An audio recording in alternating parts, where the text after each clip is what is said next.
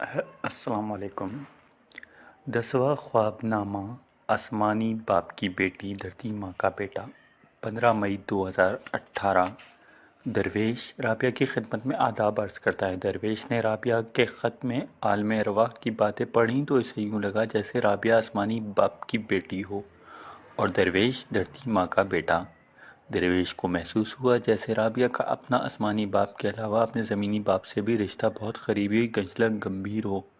شاید اس لیے جب بچپن میں اس کا زمینی باپ کام کے سلسلے میں ملک سے باہر گیا تھا تو وہ سپریشن اینگزائٹی کے شکار ہو گئی تھی۔ یہ تو اچھا ہوا کسی مسیحا نے مشورہ دیا کہ وہ اپنے زمینی باپ کو ہر روز خط لکھے۔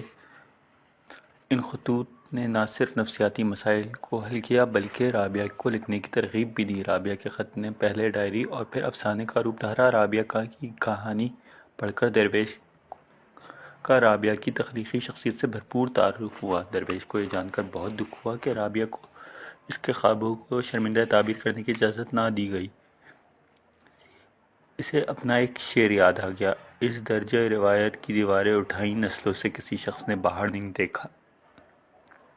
یہ تو رابعہ کی خوش قسمتی تھی کہ اسے اصغر ندیم سید، امجد اسلام امجد، منصورہ احمد اور احمد ندیم قاسمی جیسے ادیب اساتذہ ملے جنہوں نے اس کے اندر چھپے لکھاری کی حوصلہ افزائی کی۔ درویش کو رابعہ کا خط پڑھ کر وہ واقعہ یاد آ گیا جب وہ خیبر میڈیکل کالج کا طالب علم تھا اور اس نے طلباء کے مشاعرے میں پہلی بار حصہ لیا تھا۔ اس مشاعرے میں احمد ندیم قاسمی، احمد فراد، محسن احسان جج تھے۔ جب درویش کو اسٹیج پر بلایا گیا تو ہال میں خاموش تھا۔ اس نے اپنی نظم پڑھی، ہال خاموش رہا، وہ نظم پڑھ کر واپس آ گیا۔ لیکن جب اسے اول انعام ملا، وینس کا مجسمہ دیا گیا، تو ہال تالیوں سے گونج اٹھا۔ درویش کا اس پہلی نظم کا نام سرخ دائرہ تھا۔ وہ رابعہ کو سنانا چاہتا ہے: آج 17 ہوئی ہے اور میں سوچ میں پڑ گئی، سینکڑوں وسوسے صاف بن کر مرے ذہن کو آج دستے رہے۔ میں پریشان و حیران تھی کہ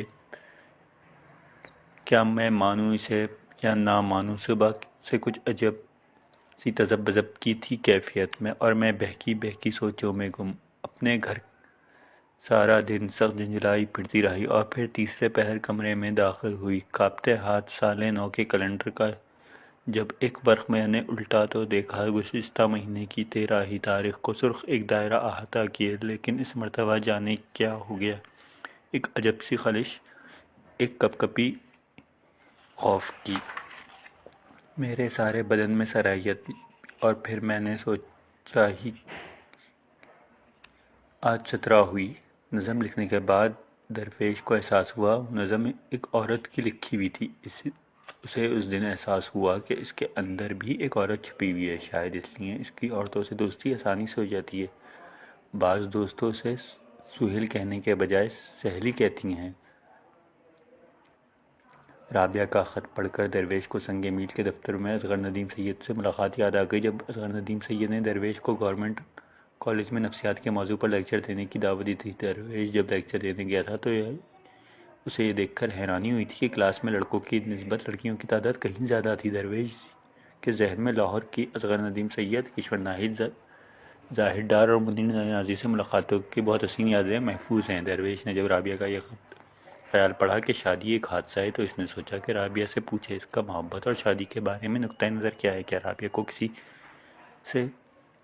کسی کو رابعہ سے محبت ہوئی تھی؟ کیا رابعہ کے دل میں بھی شادی کرنے اور ماں بننے کی خواہش نے انگڑائی دی تھی؟ درویش نے تو کبھی باپ بننے یا خاندان بنانے کا خواب نہیں دیکھا۔ اس نے ہمیشہ اپنے ادبی اور تخلیقی دوستوں کو فیملی آف ہارٹ سمجھا، جس میں ہر سال ایک دوست کا اضافہ ہو جاتا ہے۔ درویش کے دوستوں کہ اس کے خاندان میں سال نو کا اضافہ رابعہ ہے جسے وہ بہت خوش ہے۔ درویش کو ایک سیمینار میں جانے کی تیاری کرنی ہے، اس لیے وہ رابعہ سے اجازت چاہتا ہے۔